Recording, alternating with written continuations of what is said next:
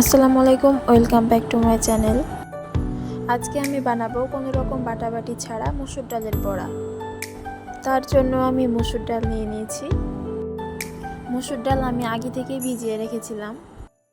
এই ডালটি আমি 2 ঘন্টা ভিজিয়ে রেখেছিলাম, চাইলে আরও বেশি সময় ধরে ভিজিয়ে রাখতে পারেন। বেশিক্ষণ ভিজিয়ে রাখার কারণে ডালগুলো না বেটে হাতের সাহায্যে ভালোভাবে মেখে নেওয়া যায়, তাই ডালগুলো আমি 2 ঘন্টা ভিজিয়ে রেখেছিলাম। ডালে আমি পেঁয়াজ কুচি দিয়ে দিব,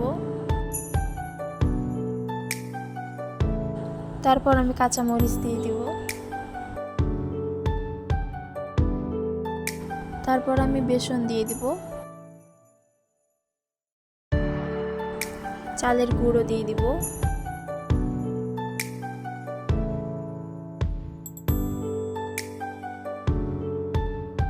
তারপর আমি পরিমাণ মতো লবণ দিয়ে দিব, তারপর রসুন বাটা দিয়ে দিব, তারপর আদা বাটা,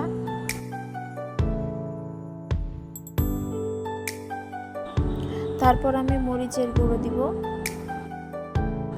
ধনে গুঁড়ো দিয়ে দিব, তারপর দিয়ে দিব জিরার গুঁড়ো, তারপর হলুদ গুঁড়ো দিয়ে দিব,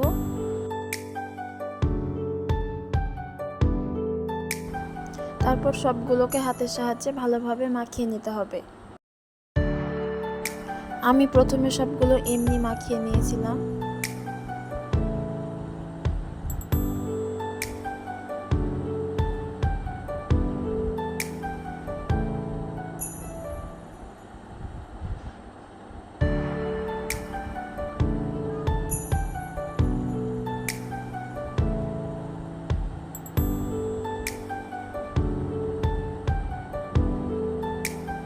তারপর আমি এখানে অল্প পরিমাণে পানি অ্যাড করব।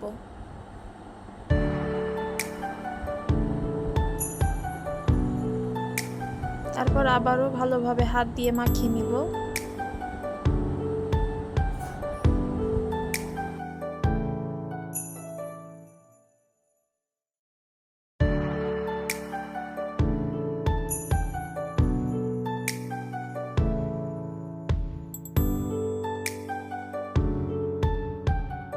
এভাবে আমি সবগুলো উপাদান ভালোভাবে মাখিয়ে নিয়েছি।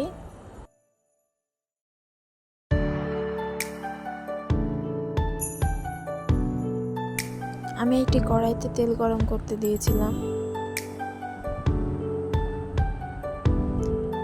তেল গরম হয়ে গেলে আমি একটার পর একটা সবগুলো দিয়ে দিব।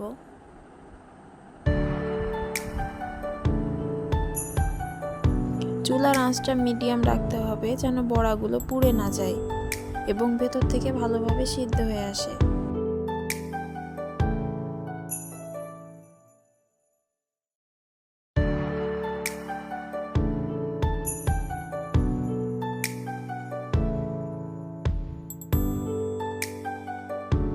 চুলার আঁচ মিডিয়াম রাখার কারণে বড়াগুলো ভালোভাবে সিদ্ধ হয় এবং মুচমুচে হয়, যার জন্য খেতেও ভালো লাগে।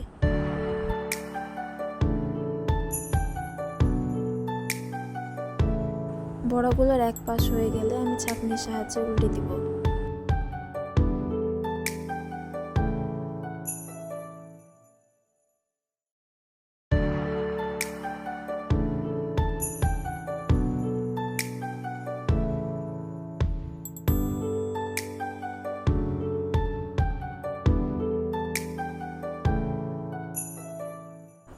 আমার বড়াগুলো খুব ভালোভাবে হয়ে গেছে এবং দেখতেও খুব সুন্দর হয়েছে।